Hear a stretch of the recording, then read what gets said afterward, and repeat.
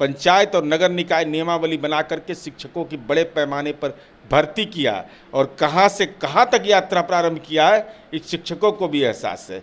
और वैसे दौर में जब देश के अंदर में शिक्षा जगत बाजार के हवाले जा रहा है, तो सरकारी शिक्षकों की भर्ती ये नीतीश कुमार जी झूठा देश का स्वास्थ्य राज्य मंत्री है, असत्य बोलता है। सनातन धर्म के नाम पर राजनीतिक महापापी है ये आदमी।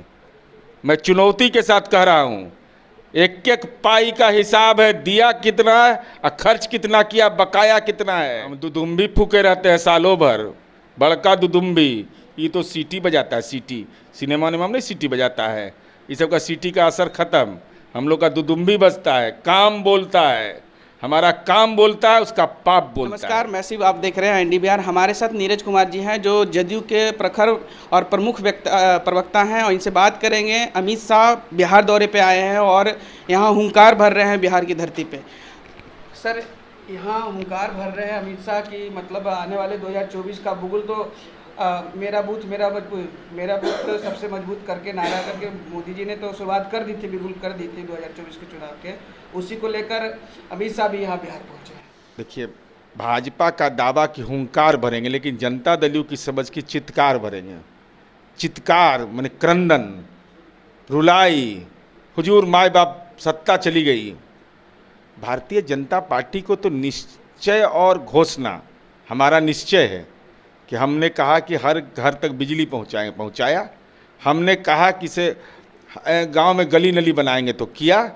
हमने कहा कि हर घर तक हम जल पहुंचाएंगे, हमने उस दिशा में काम किया।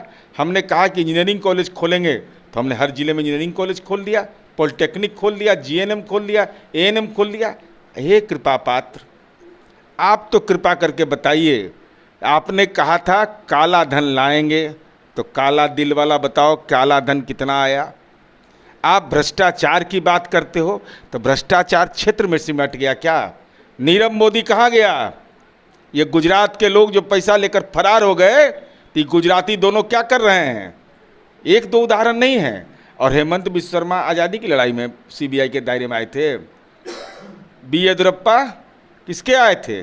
और देश का प्रधानमंत्री कायर है जो यह कहता हो 9 वर्ष के बाद कि भ्रष्टाचारी जिंदा है, आतंकवादी जिंदा है, देशद्रोही रोड पर घूम रहा है। इसके अलावा आप कायर प्रधानमंत्री हैं।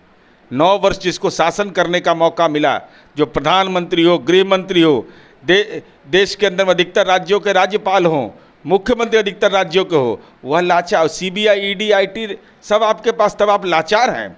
ये तो लाचार प्रधानमंत्री है।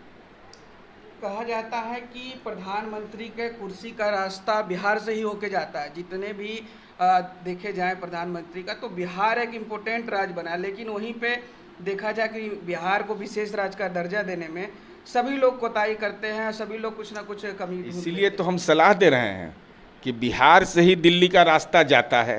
तो अमित शाह जी काहे के लिए रोज कभी हिसुआ में रोते हैं ललन बाबू का नाम लेके, कभी पूर्णिया में रोते हैं, तब परमानेंटे रोइए ना आकर करके मुंगेर में ही आप चुनाव लड़ जाइए।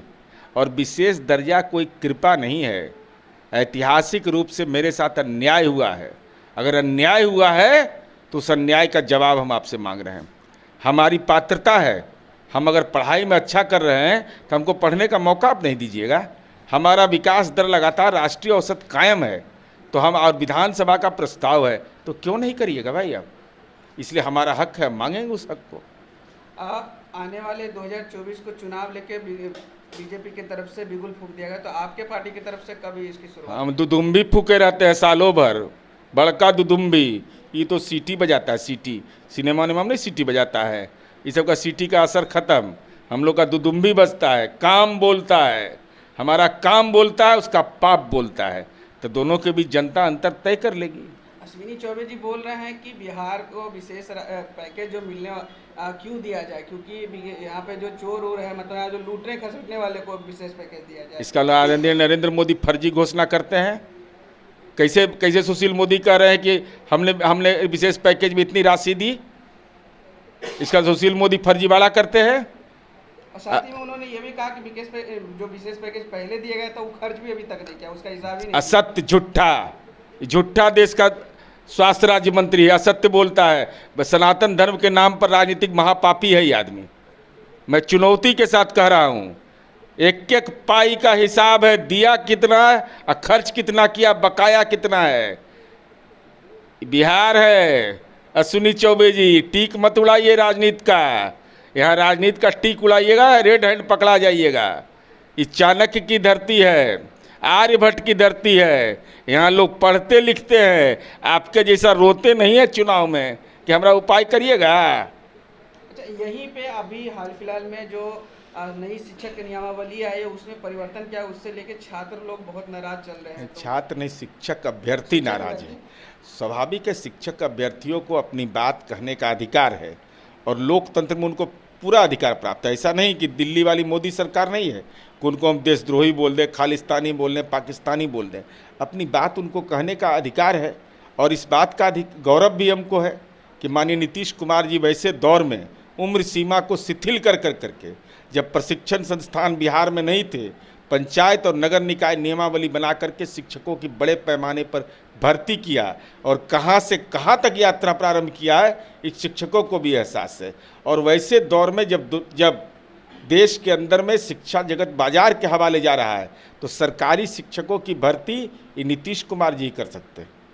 दूसरे के कलेजा में दम नहीं है तो शिक्षा को निजीकरण लोग कर रहे हैं।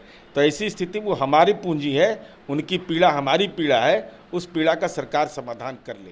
तो आप सुन रहे थे नीरज कुमार को। तो ऐसी तमाम खबरों से जुड़े रहने के लिए IND बिहार को सब्सक्राइब कीजिएगा और फेसबुक पे देख रहे हैं फॉलो कीजिएगा। बहुत बहुत शुक्रिया, धन्यवाद।